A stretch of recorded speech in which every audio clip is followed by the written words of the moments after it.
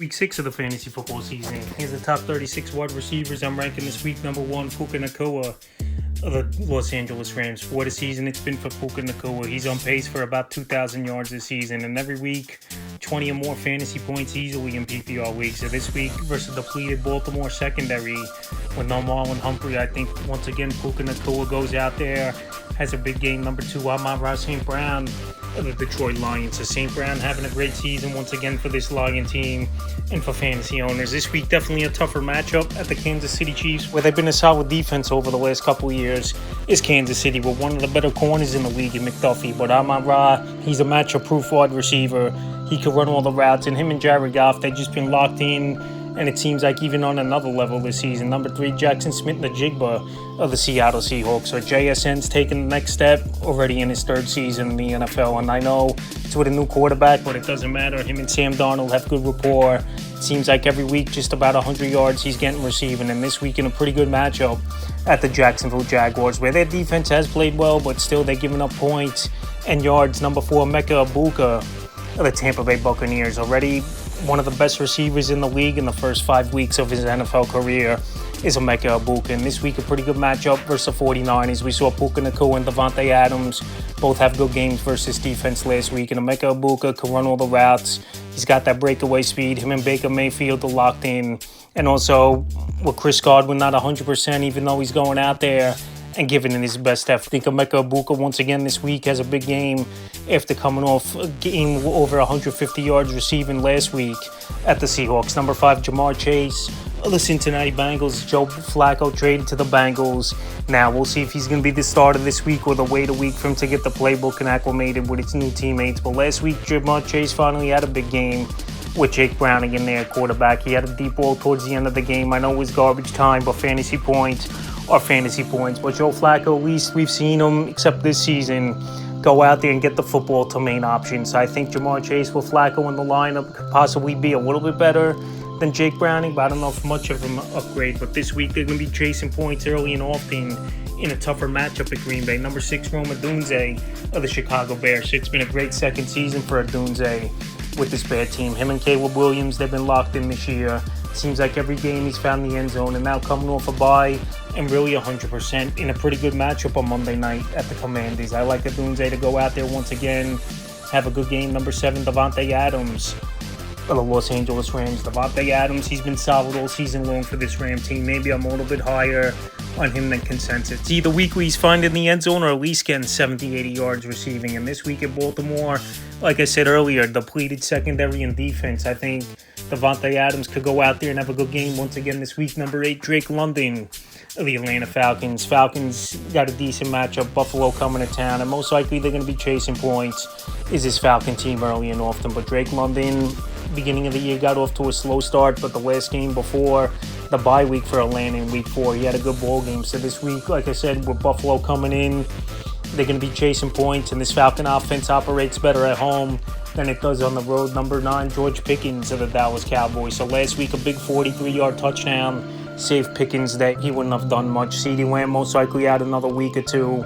And this week's a great matchup at the Carolina Panthers, where they can't stop anyone. So George Pickens operating as the number 1 wideout over the last few weeks for this Cowboy team. They're playing well with Pickens as the number 1 wide receiver, and him and Dak Prescott have a good rapport, and they're hitting on that deep ball. Number 10, Deebo Samuel of the Washington Commanders. So Deebo, I've said this a lot in videos, operating as the number 1 wide receiver pretty much all the training camp when McLaurin was holding out for a new contract. Really helped him learn this offense, pick up the playbook, and build rapport with Jaden Daniels. So this week in a good matchup versus the Bears, where their defense really can't stop anyone on Monday night. I think Deebo goes out there, has a good ball game. Number 11, Garrett Wilson of the New York Jets. So Garrett Wilson, the only positive for a bad Jet team, 0-5 in the season. And Wilson, it seems like weekly, garbage time or not, he's going to find ways to put points on the board for fantasy owners. So this week, definitely a tough matchup in London versus the Denver Broncos. Patrick Surtain, most likely he's going to be shadowing Wilson a majority of the game, one of the best corners in all the NFL. But Wilson's been a matchup-proof and quarterback-proof wide receiver, where we've seen him play with some big quarterbacks over the seasons and still put up 1,000 yards, have good fantasy years. 12, Tedor McMillan of the Carolina Panthers. So maybe I'm bigger on McMillan this week than others, but this Cowboys secondary isn't good. Trevion Diggs, Deron Bland, I don't think they're really good corners. They get burned a lot. McMillan, the rookie's a matchup problem, 6'3", 6'4", lightning speed, could run all the routes, best receiver coming out of the NFL draft this season, and the numbers have been pretty decent for the most part, but he's still due for a big breakout game, and it could be this week versus the Cowboys. 13, Cortland Sutton of the Denver Broncos. Cortland Sutton, it's been a solid year for him. Him and Bo Nix have been really locked in over the last couple weeks for this Bronco team. A blowout victory in Week 4, 28-3 versus Cincinnati, and then last week knocking off the defending champs and their undefeated record this season. So Sauce Gardner most likely will cover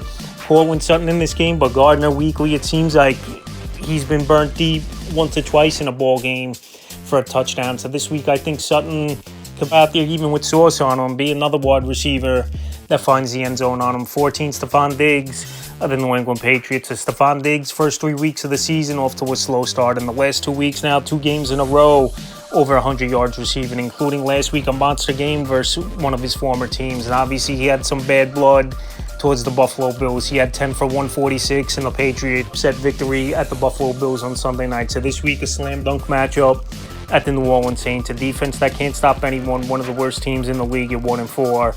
And it wouldn't be surprising to me if Diggs goes out there once again and has a good ball game. 15, Michael Pittman of the Indianapolis Colts. So Michael Pittman, he flew under the radar in fantasy drafts this season, and just a quarterback change helped this whole offense. Anthony Richardson lost the job to Daniel Jones in training camp. Colts are 4-1. Daniel Jones playing good football, making the right reads, and Michael Pittman's back out there putting up numbers like he did a few years ago when Phillip Rivers was the quarterback over there for this Indianapolis Colts team. So this week in a good matchup versus Arizona, where they got a shaky secondary, I like Pittman as a top 15 option. 16, Jalen Waddle of the Miami Dolphins. With obviously Tyreek Hill out for the season, we saw Waddle operate as the number 1 wide receiver last week, and he didn't disappoint. Over 100 yards, found the end zone. This week, a beatable matchup versus the Chargers, where their defense has been hit or miss so far this season. So like I said, he's going to get the targets with Hill out. Darren Waller's playing well since he returned to the lineup a couple weeks ago, and they got Achane. But Waddle, like I said, he's their number 1 over there. And this week versus the Chargers, I think he puts in another good game. 17, Xavier Worthy of the Kansas City Chiefs. So Worthy, just injuries have held him back this season so far. And going into Monday night in last week's game, he was iffy with the ankle, but he gutted it out. The ankle a little bit in the middle of that game, but continued. Worthy, he has a lot of speed.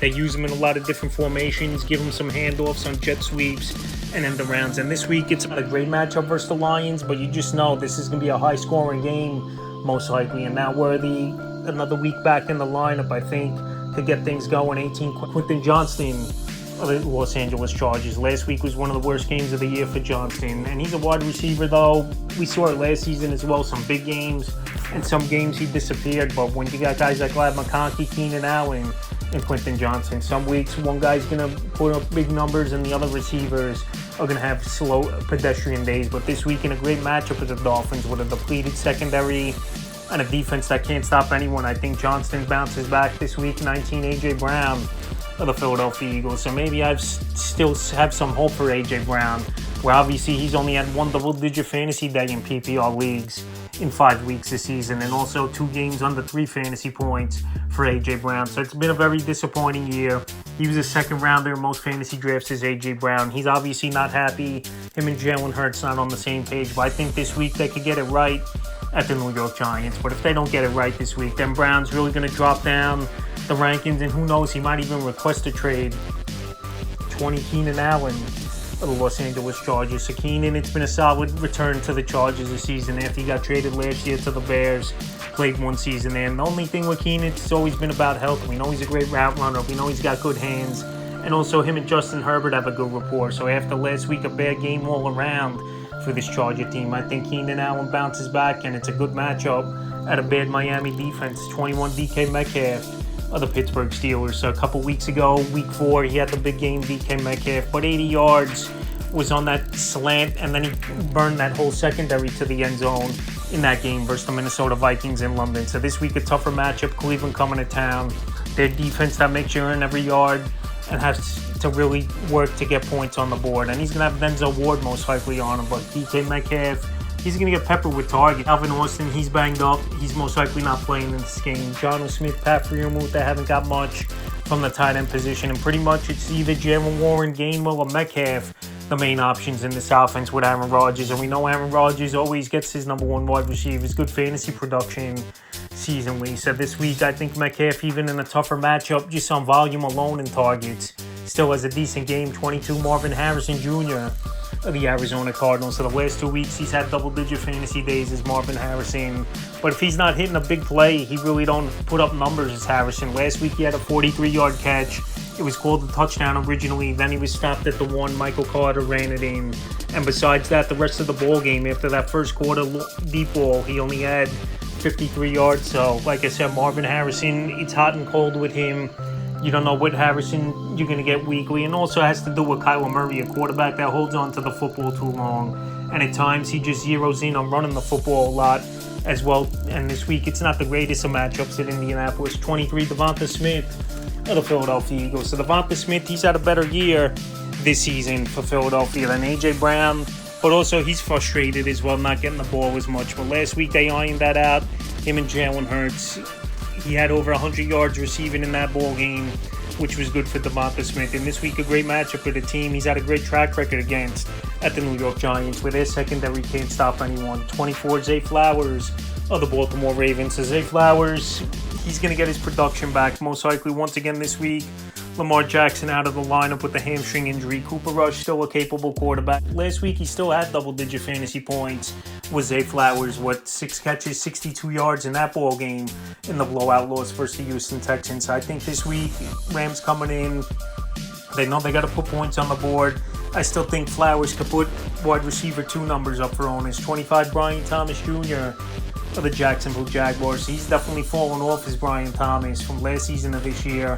Drops have been an issue. Crossing the middle and worried about taking a big hit have been an issue for him as well. And Trevor Lawrence now, he's really spreading that football out. Travis Etienne's had a bounce-back season where they're running the football a little bit more as well. But this week, a good matchup with Seattle coming in. We just saw Baker Mayfield and Emeka Egbuka put up monster games versus defense. But still, Brian Thomas Jr., I have to see more out of him.